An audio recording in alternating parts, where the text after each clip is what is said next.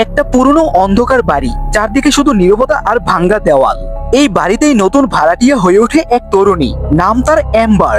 রাতে ঘুমাতে গেলে কেউ তার দরজায় ঠক ঠক করে, কিন্তু বাইরে গেলে কেউ নেই। প্রথমে সে ভেবেছিল হয়তো কেউ মজা করছে, কিন্তু এক রাতে দেয়ালের ভেতর থেকে শোনা যায় এক মেয়ের কান্না, আর আয়নায় দেখা যায় এক অচেনা ছায়া, যেটা ধীরে ধীরে তার দিকে তাকিয়ে আছে। এম্বার খুঁজে বের করে এই বাড়ির নিচে আছে এক অদ্ভুত বক্স, যেটার ভেতরে বন্দি এক দানব, যে মানুষের ভয় খেয়ে বেঁচে থাকে। বাড়ির মালিক রেড সেই বক্সে বলি দিতে চায় এম্বারকে, কিন্তু এম্বার ভয়ে হার মানে না, বরং সেই দানবকে আক্রমণ করে। দানবটা যখন গর্জন করে ওঠে, চারপাশ কেঁপে ওঠে রক্ত আর চিৎকারে।